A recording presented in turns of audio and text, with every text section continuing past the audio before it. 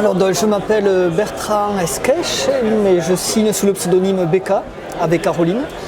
Enfin des fois tout seul, des fois avec Caroline. Et j'ai commencé à faire de la BD dès que j'ai su écrire en fait, c'est-à-dire à l'âge de 6 ans. J'ai jamais vraiment arrêté depuis. Et voilà, ça s'est fait plus ou moins naturellement.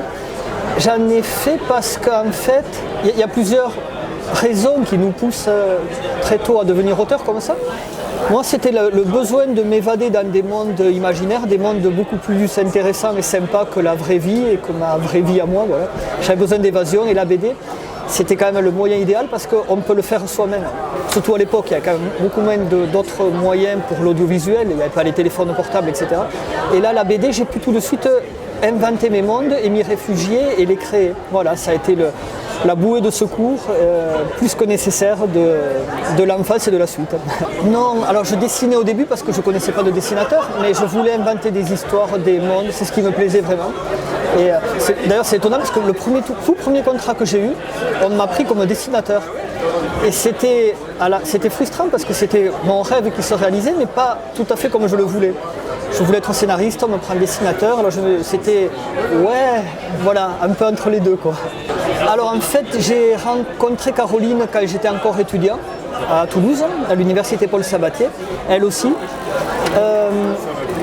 Ça s'est fait, disons que tous les deux, on avait la même histoire, on était partis dans des filières qui ne nous correspondaient pas du tout, mais pour faire plaisir aux parents, ou en tout cas, croyant leur faire plaisir dans mon cas.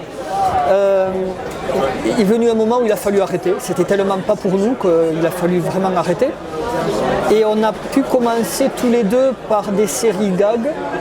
Et on a cherché un pseudonyme qui correspondait au gag en fait, quelque chose de simple, c'était nos initiales, Bertrand, Caroline, BK. Mais on pensait que ça ne marcherait pas, que ça ne resterait pas. On s'est dit bon c'est un album, on l'a improvisé au téléphone, l'éditeur nous a dit comment vous voulez signer. Puis bon tu prends les initiales, de toute façon c'est un album, ça ne va pas marcher du tout. Ça a marché, c'est toujours là. Mais du coup maintenant on travaille quand même séparément en gardant le même pseudonyme. Des fois c'est elle, des fois c'est moi. Des fois c'est les deux, enfin encore les deux. Voilà. Il n'y a pas vraiment de règles, ça peut changer d'une série à l'autre et d'un moment à l'autre. Globalement, moi j'aime bien me prendre la tête avec inventer les histoires et les structurer. Caroline va préférer dialoguer les scènes, donc le fonctionnement idéal et optimal pour nous, c'est que, alors on en discute évidemment, mais je mets quand même en place la trame, elle va dialoguer chaque scène, les étoffer, les modifier un peu à sa guise, et sur son découpage, sur son dialogue, je vais finaliser le découpage. Mais ça peut vraiment varier. Il y a des fois, en dialoguant la scène, la mise en scène nous apparaît évidente, et donc on va la garder. Et là, il y a d'autres séries où elle va même prendre la main totalement et d'autres où je vais la prendre aussi. Il n'y a pas de règle. On cherche à se faire plaisir et voilà. Je crois qu'il y a autant de séries et d'auteurs que de réponses à cette question. Dans l'absolu, l'idéal, on écrit le scénario pour le dessinateur ou la dessinatrice. C'est-à-dire qu'il faut quand même qu'on la connaisse, qu'on ait des affinités, qu'on ait appris à se comprendre. Il y a un exemple tout simple, par exemple la série Fille unique chez Dargaud avec Camille Méhu. Camille, ça a été une rencontre magique, on a tout de suite tellement sympathisé, je me suis tout de suite senti en osmose avec elle, ce qui fait que par exemple une description d'image de Camille, j'ai même pas besoin de mettre un adjectif. Si c'est un des personnages qui parle, mettons Paloma, j'ai pas besoin de lui dire Paloma, irritée ou perplexe, je vais lui mettre Paloma, point. Et d'après la bulle, elle va tout de suite ressentir l'émotion. Il y a d'autres auteurs avec qui ils vont être demandeurs de précision. Donc, tu vois, il n'y a pas vraiment de fonctionnement là-dessus. Dans l'idéal, un projet se monte avec le dessinateur ou la dessinatrice dès le début. Quand c'est pas possible, on va vraiment trouver l'auteur qui va correspondre de façon... c'est presque une évidence au bout d'un moment, voilà. Ben oui, c'est lui ou c'est elle. Et le dessinateur dira la même chose. Ah oui, c'est pour moi. J'ai pas le temps, mais j'ai lu le scénar, ben oui, je le fais parce que voilà, c'est évident. C'est une bonne question. Je sais pas si j'ai la réponse. C'est une envie, un feeling, quelque chose de... Dans l'absolu, surtout quand, comme je vous le disais, moi je suis venu à la fiction pour me réfugier dans des mondes imaginaires. quelque part, ça veut dire que l'enfant que j'étais est toujours là, est parti dans ces mondes-là, il y est resté quelque part. Enfin, il a grandi à sa façon. Mais c'est souvent le cas, je pense, des auteurs qui... comment J.K. Rowling a écrit Harry Potter, certainement parce que elle-même, l'enfant qu'elle a été, était encore toujours là, avait besoin de rêver, j'imagine, d'aller à Poudlard, entre autres. Et tout en étant adulte et en abordant des thématiques d'adultes et des choses de plus en plus noires, elle a quand même gardé cette base-là. Je pense qu'elle reste quand on écrit pour la jeunesse. C'est l'adulte qu'on est qui continue quand même à parler à l'enfant qu'on était et aux autres. C'est vrai, ouais. Je les garde pour moi, mais mon imaginaire, non, mais je vais peut-être commencer un peu à les ouvrir là. Et ça a été un tel refuge qu'ils étaient quand même pour moi. Maintenant, on va commencer petit à petit à aller les explorer. Si ça intéresse quelqu'un, on verra bien. Oui, c'est ça. C'est-à-dire qu'un univers, il met quand même un petit temps à se construire, à la fois dans la forme et dans le fond. C'est-à-dire que ça paraît bizarre, mais tu mets un peu de temps à comprendre ce que tu veux vraiment raconter. Ça a été le cas sur Cœur de Ferraille. Cœur de Ferraille, on l'a fait très très vite avec Munu. Ça a été presque une improvisation. Il dessine très vite.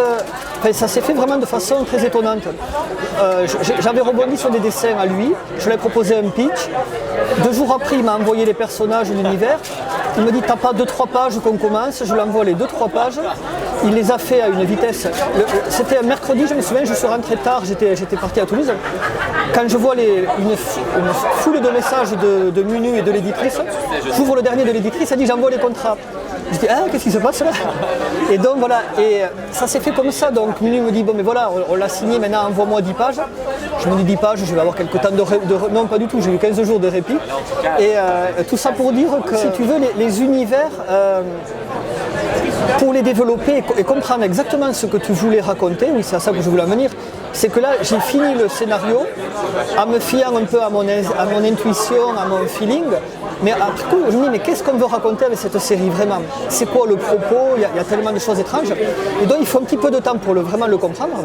Donc là j'ai compris ce que j'avais raconté après l'avoir fini, longtemps après, mais c'est vrai pour toutes les séries. Tu vois, l'univers s'impose à toi, les personnages s'imposent à toi et tu te rends vraiment compte de quelle part de toi ou de ton histoire ou de ce que tu as vu ou entendu commence à ressortir dans cet univers-là. Tu ne le vois pas forcément avec le premier tome.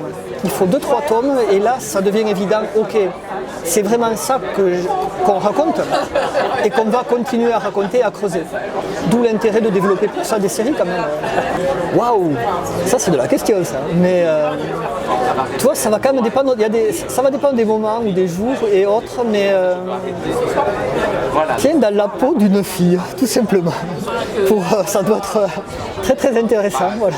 Tu vois, ça reste quand même général parce que bon, toutes les filles ne sont pas pareilles et heureusement, mais ça doit être finalement intéressant. Non mais c'est tout bête, mais tu sais, avec toutes les polémiques qu'il y a en ce moment, on se rend quand même compte que finalement, on ne pouvait pas forcément mesurer l'ampleur de ce que vous pouvez vivre. Enfin, tu vois, on le mesure pas. Alors d'un côté, tant mieux, ça veut dire qu'on ne fait quand même pas partie des mecs qui vous polluent la vie. Mais d'imaginer à quel point ça peut être présent, et c'est étonnant quand même. Ouais. Et ouais, ça fait écho à ça, ça doit être intéressant de voir ce regard qu'on n'a pas. Voilà.